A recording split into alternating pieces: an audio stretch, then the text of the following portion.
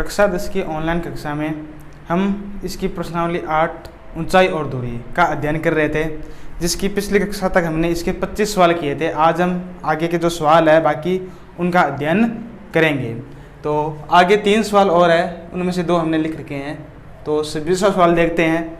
इसमें हमें दे रखा है कि मीनार के आधार से और एक सरल रेखा में 4 मीटर और 9 मीटर की दूरी पर स्थित 2 बिंदुओं से मीनार के शिखर का उन्नयन कोण पूरक है। क्या कहना चाह रहा है ये कि एक कोई मीनार है इस प्रकार, और इस मीनार के आधार से 2 बिंदु है। एक तो बिंदु है जिसकी दूरी कितनी है 6 मीटर, एक मान लो यहाँ पर है, और एक बिंदु है जिसकी दूरी इस बिंदु से आधार से कितनी है 9 मीटर। ये कह रहा है कि सरल रेखा में 4 मीटर और 9 मीटर की दूरी पर स्थित 2 बिंदु। तो एक जो बिंदु है वो तो 4 मीटर की दूरी पर है, एक बिंदु कितनी दूरी पर है 9 मीटर दूरी पर। इस प्रकार 2 बिंदु दे रखे हमें, ये 9 मीटर दूरी है। अब इसने क्या बोला कि इन बिंदुओं से शिखर का उन्नयन कोण, ये जो बिंदु है 2, इन बिंदुओं से जो मीनार का शिखर है बिंदु बी, उसका जो उन्नयन कोण है वह कितना है, पूरक है। हमें कोण का मान नहीं दे रखा कितना है, उन कोणों का बताया है कि वो दोनों कोण मिलकर के पूरक है। पूरक कोण क्या होते हैं, जिनका योग कितना होता है 90 डिग्री होता है। तो कहने का मतलब यहाँ से हमें बिंदु बी को देखना है और बिंदु डी से भी हमें क्या करना है बी को देखना है। तो यहाँ पर जो कोण बनेंगे उन कोणों की बात कर रहा है। ये जो दोनों कोण है, ये दोनों कोण के आपस में पूरक है। तो हम क्या करेंगे, मान लेंगे कि ये जो कोण है ये कितना थीटा है, और अगर ये कोण थीटा है तो ये कितना होगा 90 माइनस थीटा, क्योंकि दोनों कोण क्या है पूरक कोण है। तो अगर ये कोण थीटा होगा तो इस कोण का मान कितना होगा 90 में से हम क्या करेंगे थीटा को घटाएंगे। अब दोनों को जोड़ो तो क्या हो जाएगा 90 माइनस थीटा प्लस थीटा कितना बचेगा 90 ही बचेगा। यानी अब ये दोनों कोण क्या है पूरक कोण है। तो ये हमें कोण इस प्रकार माननी है। आप चाहो तो इसको थीटा मान लो, इसको 90 माइनस थीटा भी मान सकते हैं, कैसे भी कर सकते हैं। अब देखो हमें क्या करना है, सिद्ध करना है कि मीनार की ऊंचाई 6 मीटर है। हमें ये दी भी नहीं है, हमें इसको क्या करना है सिद्ध करना है। इस कहने का मतलब यही है कि हमें इसकी क्या करनी है ऊंचाई को ज्ञात करना है, और इस ऊंचाई को हमें कितने लेके आना है 6 लेके आना है। ये ऊंचाई कितनी प्राप्त होनी चाहिए, हमें 6 प्राप्त होनी चाहिए। कुछ नहीं, हमें इसमें क्या दे रखा है, केवल सवाल में जो ज्ञात करना उसका उत्तर दे रखा है, बस इतनी बात है। तो हमें इसका प्रयोग नहीं करना, हमें इसको लेके आना है। ये ऊंचाई हम कितनी मानेंगे h मानेंगे। तो सोल्यूशन में हम क्या लिखेंगे, सबसे पहले कि माना मीनार की ऊंचाई, माना मीनार की ऊंचाई h मानी हमने, और इसी h को हमें क्या करना है ज्ञात करना है, और कितना आना चाहिए 6 आना चाहिए। तो अब देखो चलते हैं इस आकृति के अंदर 2 समकोण त्रिभुज बनेंगे, दोनों समकोण त्रिभुजों को लेंगे। तो पहला समकोण त्रिभुज देखो क्या है, उसका नाम समकोण त्रिभुज CAB। इस त्रिभुज में क्या होगा, कोण के सामने एक भुजालंब और साथ वाली आधार। तो tan थीटा का फॉर्मूला लगेगा इसके अंदर। तो tan थीटा बराबर लंब बटा आधार। लंब कौन सी भुजा है इसकी, ये वाली AB, और आधार कौन सी भुजा है CA, ये CA। तो थीटा का मान हमें पता है कितना है 90 माइनस थीटा। ये जो कोण है ये कोण कितना हमने माना है 90 माइनस थीटा, बराबर AB कितना है h, AB कितना है h, और बट्टे में CA ये कितना है 4 है। तो ये मान लो समीकरण नंबर अपनी 1। इसी प्रकार दूसरे समकोण त्रिभुज में चलते हैं। समकोण त्रिभुज DAB। इसमें क्या होगा, वही कोण के सामने एक भुजा लंब। तो tan थीटा बराबर इसमें भी क्या होगा लंब बट्टा आधार।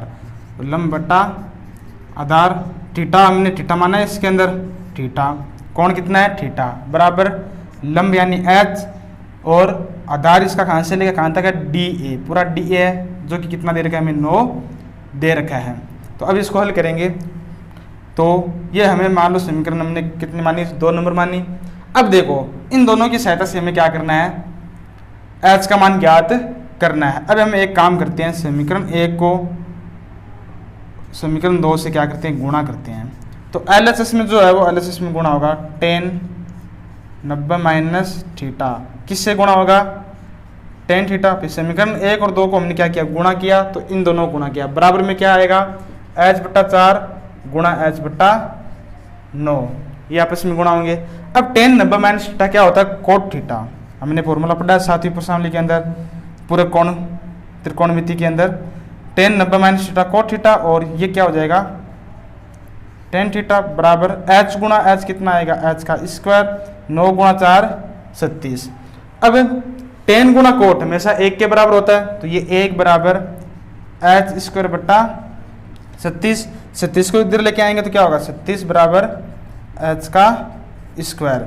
अब यहाँ से h निकल जाएगा, भी जब स्क्वायर को हटाएंगे तो दूसरे पक्ष में क्या आ जाएगा, अंडर रूट में 36, और अंडर रूट को हटाने पर ये मान कितना आएगा, 6, क्योंकि 36 किसका होता है, 6 का वर्ग, तो वर्ग से इसको ये जो अंडर रूट है वो क्या हो जाएगा, कैंसिल, h का मान कितना मिलेगा, 6 मीटर प्राप्त हो जाएगा। और हमें ये लेके आना है, हमें सिर्फ क्या करना था कि मीनार की ऊंचाई कितनी होगी, 6 मीटर होगी। अतः हम क्या लिख देंगे, अतः मीनार की ऊंचाई कितनी है, 6 मीटर है। ये क्या हो जाएगा, सिद्ध हो जाएगा इस प्रकार। फिर चलते हैं अगले सवाल के अंदर, 27वां सवाल।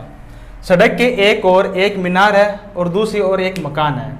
एक और तो मीनार है, एक और क्या है, मकान है। मीनार के शिखर से मकान की छत और आधार का अवनमन कोण, दोनों बार क्या, हमने मकान की छत को भी देखा और मकान के आधार को भी देखा, तो क्या बनता है, अवनमन कोण बनता है। इसका मतलब हमें क्या देखना पड़ेगा, नीचे की ओर देखना पड़ेगा, यानी मीनार ऊंची है और मकान क्या होगा, नीचा होगा। फिर यदि मकान की ऊंचाई 12 मीटर हो तो मीनार की ऊंचाई ज्ञात कीजिए। कहने का मतलब जैसे मान लो ये मकान है और ये मीनार है, ठीक। अब हमें क्या करना है, मीनार के शिखर से मकान के छत को देखना है, मकान के आधार को भी देखना है। देखने पर क्या होता है, जो अवनमन कोण बनता है वह हमें दे रखा कितना कितना है, 45 और 60। तो अवनमन कोण कैसे बनेगा, यहाँ से हम 37 रेखा खींचेंगे, तो एक ये जो कोण है ये तो कितना है, छत वाला 45, और आधार को देखने पर ये कोण कितना बनता है, 60 डिग्री बनता है। और मकान की जो ऊंचाई दे रखी है वो कितनी दे रखी है हमें, 12। मकान की ऊंचाई हमें दे रखी है 12 मीटर, ये मकान की ऊंचाई हो गई 12 मीटर। तो मीनार की ऊंचाई हमें ज्ञात करनी है। अब एक काम करते हैं, यहाँ से एक इस प्रकार 37 रेखा खींचते हैं, जो कि यहाँ पर क्या करेगी, 90 डिग्री कोण बनाएगी। और ये बिंदु ए बी, ये बिंदु सी डी, ये बिंदु ई ले लो, ये बिंदु मान लो कौन सा है, एफ है। अब देखो इसके अंदर अगर ये लंबाई 12 मीटर है तो ये भी कितनी होगी, 12 मीटर, ये लंबाई भी कितनी होगी, यहाँ पर 12 मीटर होगी। और अगर ये लंबाई हमें प्राप्त हो जाए तो क्या हो जाएगा, पूरी मीनार की ऊंचाई प्राप्त हो जाएगी। तो हमारा उद्देश्य क्या है, इसके अंदर इस एच को ज्ञात करना है। हमने माना ये जो ऊंचाई है वो कितनी है, एच है, और हमें इस एच को क्या करना है, ज्ञात करना है, जिससे क्या हो जाएगा, पूरी मीनार की ऊंचाई प्राप्त हो जाएगी। एच प्लस 12 ये क्या होगी, मीनार की ऊंचाई होगी। तो अब इस एच को ज्ञात करने के लिए देखो, ये कोण अगर 45 डिग्री है तो जेड आकृति बनी इस प्रकार, तो एकांतर कोण आपस में बराबर, ये इसलिए कोण ये कितना होगा, 45। इसी प्रकार ये कोण 60 डिग्री है तो ये वाला कोण कितना होगा, 60 डिग्री होगा। तो यहाँ पर ये जो कोण बनेगा ये भी क्या होगा, समकोण होगा, 90 डिग्री होगा। दो समकोण त्रिभुज बने, दोनों को हम क्या करेंगे, प्रयोग करेंगे। तो देखो सॉल्यूशन के अंदर पहला समकोण त्रिभुज लेते हैं, नीचे वाला ए सी डी, समकोण त्रिभुज ए सी डी में क्या होगा उसको देखो, कोण के सामने एक भुजा लंब और साथ वाली आधार। तो टेन थीटा का फॉर्मूला लगेगा कि टेन थीटा बराबर लंब बटा आधार। लंब कौन सी भुजा है इसकी, सी से लेके डी तक, सी डी। आधार कौन सी भुजा है, ए से लेके सी तक, ए सी। थीटा का मान कितना दे रखा है हमें, 60 डिग्री। तो टेन 60 बराबर सी डी कितना होगा उसको देखो, 12 तो नीचे वाली भुजा है और ऊपर वाली हमने कितनी मानी, एच मानी, तो कितनी हो जाएगी सी डी, एच प्लस 12, और बट्टे में क्या रहेगा, ए सी। टेन 60 का मान होता है √3 बराबर एच प्लस 12, बट्टे में क्या आएगा, ए सी। ये मान लो समीकरण नंबर है हमारी 1। फिर चलते हैं दूसरे समकोण त्रिभुज के अंदर, दो समकोण त्रिभुज बने, दोनों का प्रयोग करने पर हमें क्या होगा, एच का मान प्राप्त होगा। दूसरा समकोण त्रिभुज क्या है, बी ई डी में, इसमें देखो क्या होगा, कोण के सामने की भुजा लंब और साथ वाली आधार, इसमें टेन लगाएंगे तो टेन थीटा बराबर क्या होता है, लंब बटा आधार। और लंब इसके अंदर कौन सी भुजा, ई से लेके डी तक, तो लंब ई डी है। आधार इसकी भुजा है बी ई, आधार इसका क्या होगा, बी ई होगा।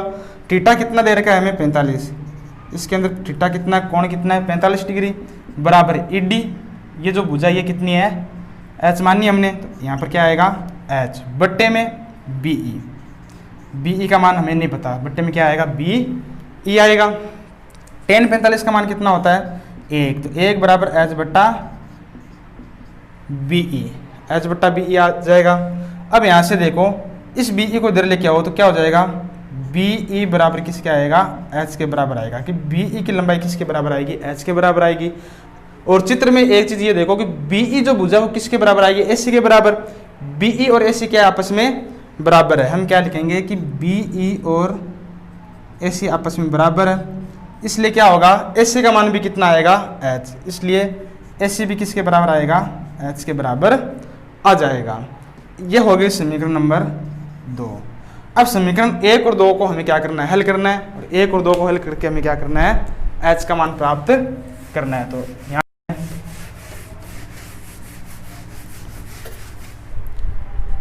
देखो हम लिखेंगे कि समीकरण नंबर 1 व 2 से क्या होगा, समीकरण 2 से एस सी का मान एच हमें क्या करना है, समीकरण नंबर 1 में रखना है।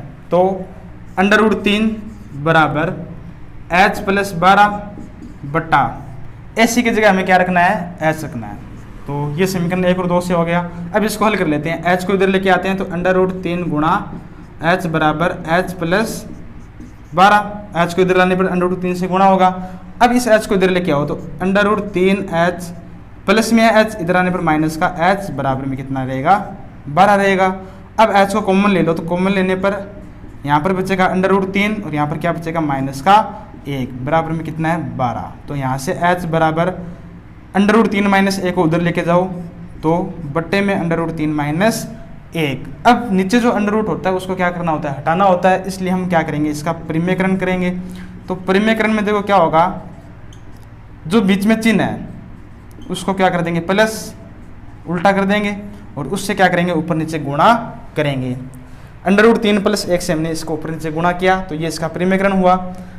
परिमेयकरण करने के बाद में देखो नीचे क्या बनता है, a - b और a + b, और a - b गुणा a + b, ये किसके बराबर होता है, a² - b² के बराबर होता है। तो यहाँ पर a √3 है, b कितना है, 1 है।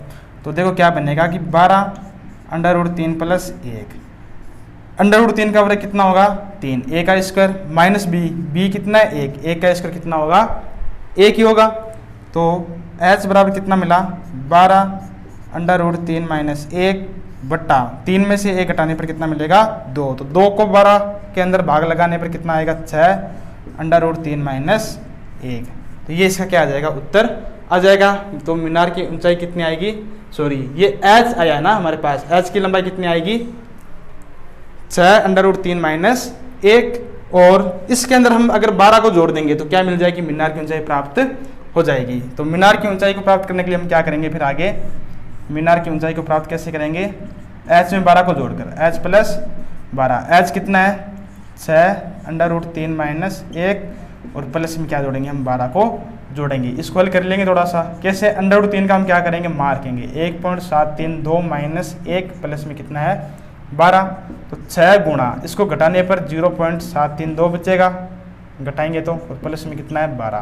तो इनको गुणा कर लेंगे, गुणा क्या आएगा, देखो 6 दूनी 12, से लिखेगी 1, 18, 1, 19, ऐसे लिखेगी 1, 6, 7, 42 और 1, 43, 4.392 प्लस में 12। तो इनको जोड़ने पर 16.392, ये क्या आ जाएगी, मीनार की ऊंचाई। आया समझ में।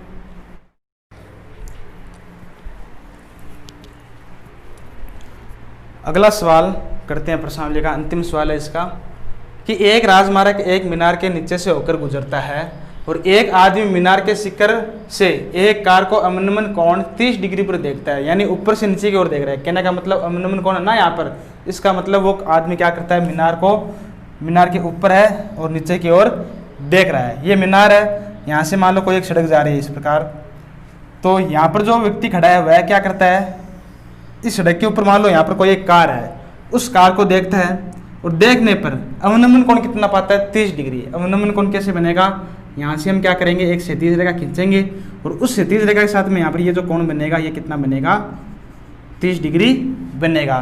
तो ये अगर 30 डिग्री है तो ये वाला कोण भी कितना होगा, 30 डिग्री होगा। ठीक है, फिर आगे चलते हैं सवाल में कि वह कार एक समान गति से मीनार की ओर जा रही है। यह कार क्या होती है, मीनार की ओर जा रही है इस प्रकार, और इसकी जो गति है वह क्या एक समान है। तो 6 सेकंड के बाद में कार का अवनमन कोण 60 डिग्री हो जाता है। मान लो 6 सेकंड के बाद में ये कार यहाँ पर आ जाएगी और यहाँ से जो अवनमन कोण बनेगा इसको देखने पर वह कोण कितना है, 60 डिग्री। ये जो कोण है ये कितना बन जाता है, 60 डिग्री बन जाता है। तो ये अगर कोण 60 डिग्री है तो यहाँ पर बनने वाला ये कोण भी कितना होगा, 60 डिग्री होगा। ये दूरी इतनी कितने समय में तय की, 6 सेकंड के अंदर तय की है। कहाँ से लेके यहाँ तक, ये समय है इसका। तो कार कितने समय में मीनार के नीचे से होकर गुजर जाएगी। अब यहाँ से ये जो कार है इस बिंदु पर कितने समय में पहुँचेगी वो हमें इसमें क्या करना है, ज्ञात करना है। तो देखो कैसे ज्ञात करते हैं उसको देखते हैं, समझते हैं। जो मीनार है उसको हमने माना ये मीनार है ए बी, ये बिंदु मान लो सबसे पहले सी पर थी, फिर किस पे आ गई, बिंदु डी पर आ गई। हम क्या करते हैं, सबसे पहले ये मानते हैं सॉल्यूशन के अंदर कि माना जो कार है उस कार की चाल कितनी मानी, x। कार की चाल हमने कितनी मानी, x। अब चाहे तो किलोमीटर प्रति सेकंड और मीटर प्रति सेकंड लेते हैं, ठीक है, मीटर प्रति सेकंड। फिर आगे देखो ये कार की चाल हुई। अब बिंदु सी से लेकर डी तक कार कितने समय में जाती है, 6 सेकंड में जाती है। और कार की चाल कितनी है, x मीटर प्रति सेकंड। तो एक सूत्र होता है क्या कि दूरी बराबर क्या होता है, दूरी बराबर चाल गुणा समय, चाल गुणा समय। तो बिंदु सी से लेकर डी तक की बीच की दूरी कितनी होगी, सी डी बराबर चाल कितनी है, x है, और समय कितना लगा इसको, 6 सेकंड का। तो ये जो दूरी होगी सी से लेकर डी तक ये कितनी आ जाएगी, 6x मीटर। ये दूरी है इसलिए मीटर में, ये दूरी कितनी होगी, 6x होगी। ये दूरी है, ये क्या था, समय था, ये 6x। फिर इसी प्रकार हमने माना कि जो कार है वो बिंदु डी से लेके ए तक कितने समय में पहुंच जाती है, टी समय के अंदर पहुंच जाती है। तो ये जो हमें ज्ञात करना है उसको मान रहे हैं हम। कार कितने समय में मीनार के नीचे से गुजर जाती है, माना कार टी समय में मीनार के नीचे से गुजर जाती है। और हमें यही टी क्या करना है, ज्ञात करना है। इसी समय को हमें क्या करना है, ज्ञात करना है। ये हमने समय कितना माना कि इस बिंदु डी से लेके ए तक पहुंचने में जो कार है उसको कितना समय लगता है, 30 सेकंड का समय लगता है। ये समय, ये ध्यान रखना, दूरी नहीं है। तो डी से लेके ए तक की दूरी कितनी होगी, डी से लेके ए तक की दूरी कैसे निकालते हैं, चाल गुणा समय। चाल कितनी है कार की, जो कार की चाल है वह हमें क्या दे रखी है, एक समान दे रखी है। तो हमने कितनी मानी थी, x। तो चाल x गुणा क्या होता है, समय। समय कितना है, t माना। तो d से लेके a तक की दूरी कितनी होगी, x गुणा t। ये दूरी कितनी होगी, x गुणा t। तो इन्हीं की हमें मदद से क्या करना है, इस t का मान क्या करना है, ज्ञात करना है। अब चलते हैं हमारे इन चित्र के अंदर समकोण त्रिभुजों के अंदर। 2 समकोण त्रिभुज है, दोनों का हमें क्या करना है, प्रयोग करते हुए t का मान ज्ञात करना है। तो पहला समकोण त्रिभुज लेते हैं, समकोण त्रिभुज क्या नाम है पहले समकोण त्रिभुज का, ये वाला लेते हैं, छोटे वाला, DAB। डी समकोण त्रिभुज DAB में कोण के सामने एक भुजालंब और साथ वाली आधार, tan का लगाएंगे हम, त्रिकोण की tan लगाएंगे, लंब बटा आधार। थीटा कितना है, 60 डिग्री। तो tan 60 बराबर लंब हम AB और आधार इसका x गुणा t। tan 60 का मान कितना होता है, √3 3 बराबर ए बी बटा x गुणा टी। अब x गुणा टी को इधर लेके आओ तो √3 x गुणा टी किसके बराबर आएगा, ए बी के बराबर आ जाएगा। इसको दो समीकरण नंबर नाम 1, ये हमारी समीकरण नंबर 1 है। फिर चलते हैं दूसरे समकोण त्रिभुज के अंदर जिसका क्या नाम है, बड़ा वाला CAB। तो CAB में देखो क्या होगा, कोण के सामने की भुजा लंब और कोण के साथ वाली क्या होगी, आधार। तो समकोण त्रिभुज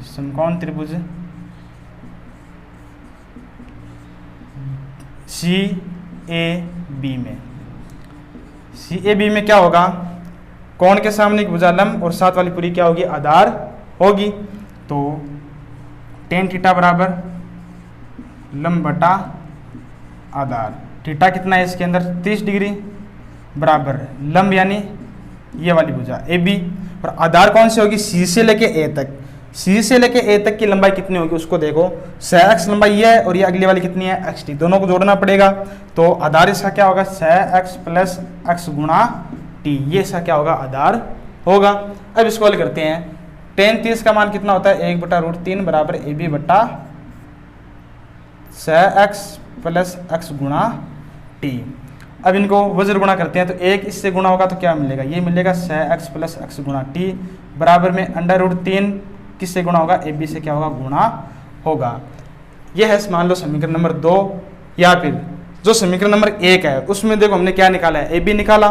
तो यहाँ से हम क्या करते हैं, इस AB का मान उठाकर इसमें रखते हैं। तो हम क्या लिखेंगे, समीकरण 1 से AB का मान रखने पर क्या होगा, 6x प्लस x गुणा टी बराबर √3। AB का मान हमने कितना निकाला था उसको देखो, √3 गुणा xt, √3 गुणा xt, √3 से गुणा होकर 3 बनेगा। तो 6x प्लस x गुणा t बराबर 3xt। अब xt को उधर लेके जाओ तो 6x बचेगा, 3xt बराबर माइनस क्या रहेगा, xt। ये प्लस का xt है ना, उधर जाके माइनस का xt। तो 3xt में से 1xt घटाने पर कितना बचेगा, 2xt।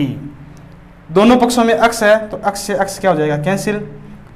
6 बराबर 2t, 2 गुणा में इधर लेके आने पर 6/2 बराबर में क्या रहेगा, t।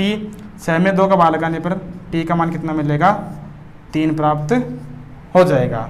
तो ये हमें ज्ञात करना है कि कितने समय बाद में मीनार के नीचे से गुजरेगी। वह कार 3 सेकंड बाद में क्या हो जाएगी, मीनार के नीचे से गुजर जाएगी। तो उत्तर कितना आएगा इसका, 3 सेकंड, कि 3 सेकंड बाद में वह क्या होगी, मीनार के नीचे से गुजर जाएगी। तो इस प्रकार जो प्रश्नावली 8 है ये हमारी पूरी होती है।